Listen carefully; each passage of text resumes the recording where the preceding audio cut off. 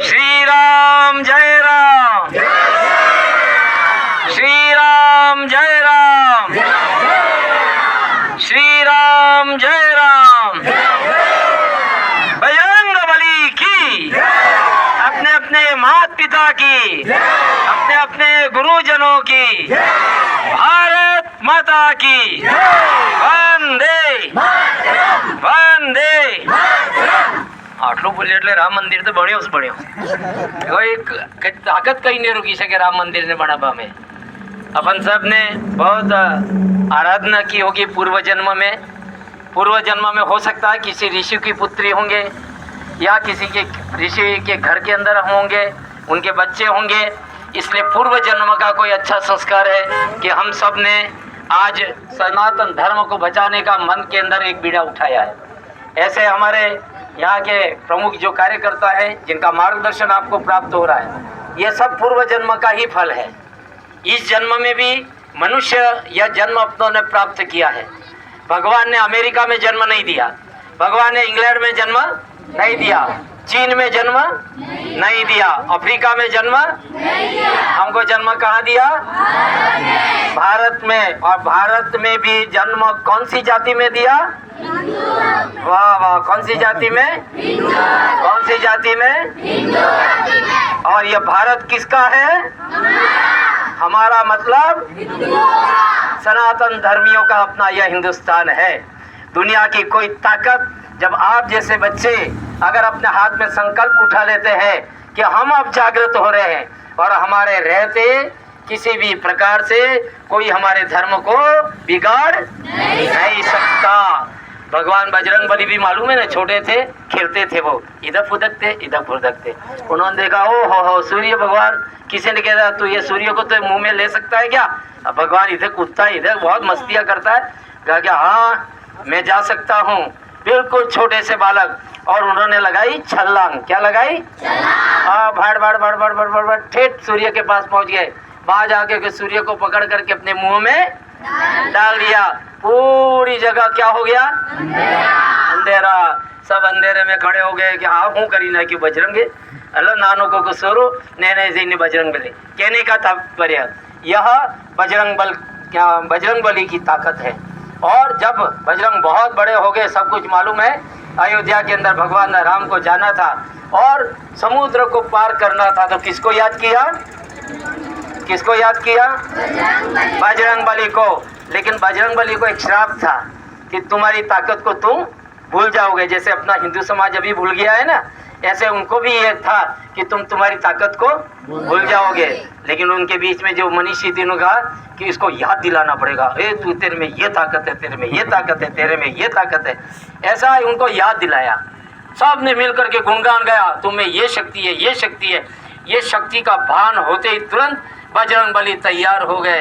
अब आ जाकर के ताल ठोक करके खड़े हो गए कि मैं समुद्र को पार कर लूंगा। और उन्होंने फटाक से अपने शक्ति को बढ़ाया और छलांग लगाई और कहाँ पहुंच गए? कहाँ चले गए? श्रीलंका के अंदर। और श्रीलंका के अंदर कौन बैठा था? रावण। कौन बैठा था? और रावण ने किसको घेर रखा था? सीता माता को घेर रखा था। तो फिर हनुमान जी ने ढूंढते ढूंढते सीता माता का पता लगा लिया, सीता माता के चरणों में नमन किया। वो कथा बहुत लंबी हो जाएगी, लेकिन रावण ने उनको थोड़ा सा छेड़ दिया। किसको छेड़ दिया? हनुमान जी को। पकड़ो इसको, पकड़ो। उसको पकड़ करके ले आए। कहा कि इसको बहुत अभिमान है तो इसकी पूंछड़ी में आग लगा दो। तो गांव में जितने कपड़े थे वो सब कपड़े ला करके वहां रखे, थोड़ा सा बांधते और पूंछ लंबी कर देते, थोड़ा सा बांधते फिर पूंछ लंबी कर देते, थोड़ा सा बांधते न फिर। वो बेचारे थक गए। तो वो थकते थकते फिर भगवान को हुआ कि छोड़ो अब मेरे को तो आगे काम करना है। गांव के सारे कपड़े खत्म हो गए और उसके ऊपर वो जलन वाला जो द्रव्य है वो डाला। और डालने के बाद में उसको लगा दिया। हनुमान जी ने कहा अब मौका मिला है, अब मौका मिला है। हनुमान जी वहाँ से तैयार हुए और वो जो पूंछड़ी के ऊपर आग थी वो आग लेकर के पूरी लंका के अंदर घूम गए और सोने की लंका को उन्होंने जला दी, राख कर दी। और फिर जाके समुद्र में जाकर के उन्होंने डुबकी लगा के वो आग तो बुझा दी। माँ सीता को प्रणाम करके वापस राम के पास में आ गए। ये ताकत हनुमान जी के अंदर सर्वव्याप्त ताकत थी, आज वही रथ आज अपने बीच में है। हमको धर्म के लिए जागृत रहना है। ऐसे ऐसे गुरुवर, हमको बहुत अच्छा लगा कि आपने इस रथ को यहाँ पर रोक करके और बच्चों को भी यह ज्ञान दिया कि हमको सनातन धर्म के लिए जिंदा रहना है। और ध्यान रखना, कुछ दुष्ट लोग सनातन धर्म को मिटाने के लिए खड़े हो गए, लेकिन हम हमारे सनातन धर्म को बिगड़ने नहीं देंगे। हमारे संतों के सानिध्य में हम चलेंगे। इसलिए अपने आप को समझो कि हम सब रानी लक्ष्मीबाई, झांसी की रानी लक्ष्मीबाई का नाम सुना ना? नहीं तो झांसी लक्ष्मी, फिर आऊँगा मैं तुम्हारे यहाँ स्कूल में कि झांसी की लक्ष्मीबाई ने, मीराबाई ने, शबरीबाई ने, इन सब के ऊपर और तुम सब के साथ में बात करेंगे। बजरंगबली, लक्ष्मण, राम के भाई छोटे लक्ष्मण, ऐसे ऐसे जितने हुए, भगत सिंह, लाल पाल बाल, ठीक है। तो ये सारा हम ध्यान रख करके चलेंगे। पुनश्च हम अपने धर्म को न भूलें। एक निवेदन करूं, विद्यालय में तिलक अवश्य लगवाएं, इसको ना भूलें। और हनुमान जी की जो आराधना है आपने रोका है, तो आज हनुमान जी आपके ऊपर प्रसन्न है। तो हनुमान चालीसा का पाठ अपने यहाँ पर हर शनिवार को एक बार तालियां बजा दो।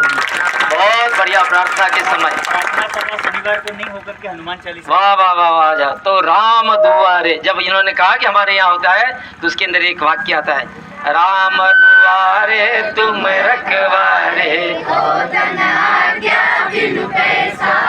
हो, मतलब जीवानो राम के दरबार। हाँ, राम के आगे हनुमान जी खड़े तो कोई दुश्मन राम तक पहुंच नहीं सकता। इस भारत के अंदर भी इस अपने सनातन धर्म के आगे हम खड़े हैं हनुमान बन करके, तो किसी की ताकत नहीं है कि हमारे धर्म को कोई चैलेंज कर सके।